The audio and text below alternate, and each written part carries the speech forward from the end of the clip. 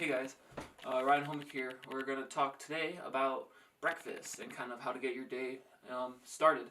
So the first thing I like to kind of mention is kind of a smart thing to do just in general, kind of when you wake up, is to just drink a full glass of water. This kind of gets your whole metabolism and system going, and it's a good way to kind of get a good start for your morning. Alright, so now we'll kind of talk about breakfast. A lot of people, that you do intermittent fasting and stuff, people talk about how breakfast is the most important meal of the day and how you kind of need to eat something right when you wake up. And that's not necessarily true. It doesn't really matter when you eat your breakfast. It more just matters how quality of food you're eating for your breakfast. So whether it's right when you wake up or maybe a few hours after, or maybe it's your lunch that's your breakfast. It doesn't really matter as long as you're eating quality food. The first thing I'll talk about for breakfast is kind of the sweet side of breakfast, kind of the more, oatmeal, maybe peanut butter toast, stuff like that. I'd say my go-to personally is oatmeal. It's a good way to get some good carbs. Oatmeal actually has about 5 grams of protein per serving, which is solid. Oatmeal kind of fills you up pretty well for the amount of calories it has. And I kind of like to amp up oatmeal with using kind of flax seeds and chia seeds. Sometimes if I have a lot of money, I'll do hemp seeds, but those are more expensive. But flax seeds and chia seeds have a lot of omega-3s, which are the fats that are anti-inflammatory. So that's something you really kind of want in the morning. They also have good protein and fiber. And then I'll also do banana or apple and just kind of have that be my source of sugar and flavor. And I'll scoop peanut butter as well to get fat. But I also eat a lot. But if you want to use any of inspiration out of that, I recommend buying tubs of oatmeal instead of buying kind of the pre-made packets, because normally the packets have a lot of sugar and other kind of filler things that you don't really want. And then next we'll talk about maybe if you're doing something on the go, overnight oats are a good thing to do.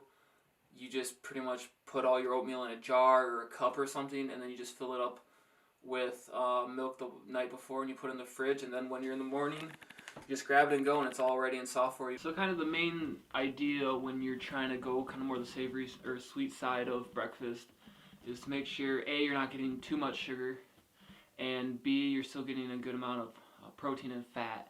And kind of fat for breakfast is pretty important because fats are what keep you full.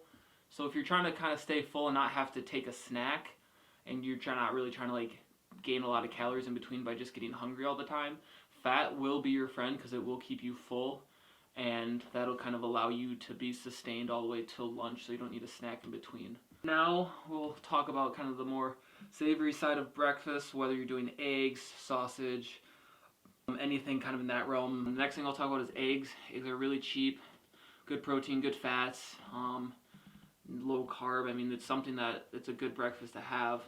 While I recommend taking eggs, I will say that if you're eating more than one egg, I don't necessarily recommend eating the egg yolks for all of them. I recommend having, let's say you're eating 2 eggs, do 1 full egg and 1 egg that's just egg whites.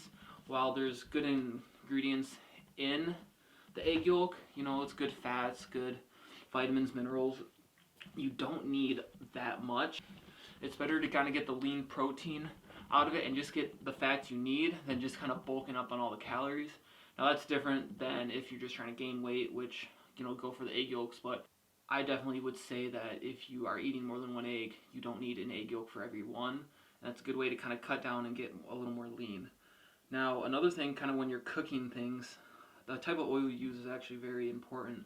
So I would say olive oil is one of the best oils to cook with, and this is kind of a well-known thing, but olive oil is actually one of those oils that has high omega-3s compared to its omega-6s. Now, omega-6s are like the pro-inflammatory fatty acids, and your body still needs them, but kind of like with saturated fatty acids, it can be bad if you have too much, so you just have to regulate it and be sure you're having enough. So the more omega-3s you have, the less you have to worry about the omega-6s, because it is the ratio of omega-3s to omega-6s that you need, not just how much of each you have. So the more omega-3s that you can focus on, the better. So olive oil is a good way to kind of get that in. Now, kind of using butter and stuff is alright, it has better flavor, but you're kind of sacrificing a lot of nutrition when you do that. So just kind of be aware of that as well.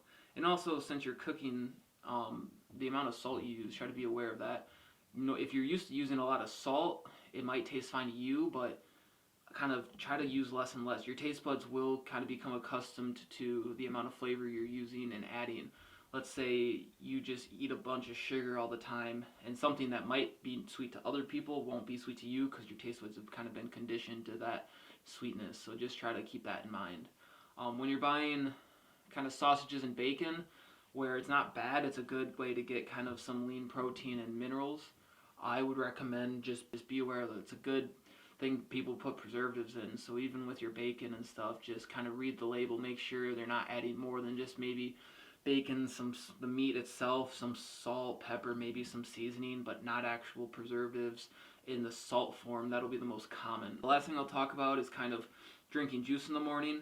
Now, when a lot of people are trying to kind of maybe lose weight and stuff, sugar is the first thing to go, and that's for a good reason. Granted, your body needs sugar, so I would say don't cut sugar at all, but I would say try to cut sugar in the unnecessary ways. So juice is one of those where, yeah, you're kind of getting some good vitamins from the juice itself, but the amount of sugar you're consuming and the fact that you're mainly drinking either concentrated or pasteurized juice, and you're not getting any fiber that the fruit actually has. Soluble fiber is what fruit contains, and that is actually the fiber that's good for your gut, whereas insoluble fiber is what you'll get out of more vegetables, and those are kind of what you actually use to have kind of bowel movements and stuff like that. So you want to make sure you consume fruit just because it is good for your gut. So if you can, I would say pick whole fruit over juice, and if you drink juice, I would recommend putting some water with your juice to kind of dilute it to get less sugar, and that's just a good way to take it to the next level.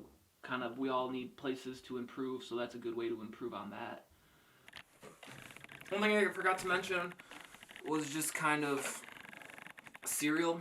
I kind of just stay away from cereal because 99% of all cereal has way too much sugar and it's way too starchy. And especially when you drink it with milk, I don't think people realize milk has like 7 grams of sugar per 8 ounces, which is a lot. And if you kind of combine that with your cereal that already has sugar in it, that's just a really dessert-like meal. So try to stay away from that. I'd go for a parfait and some granola if you're trying to kind of do the same thing just in a different way. I personally would do unsweetened yogurt, and you can add honey or some sugar if you want. It's a lot better to be able to control what you put in than just have to deal with what it has. So just buying something that's unsweetened and add your own sweetener can allow you to just consume less sugar than what it already has. And granola is one of those hard things too, but just look for what has less sugar. Granola is a little easier to find, and if it has sugar, normally it's because it has some sort of fruit in it.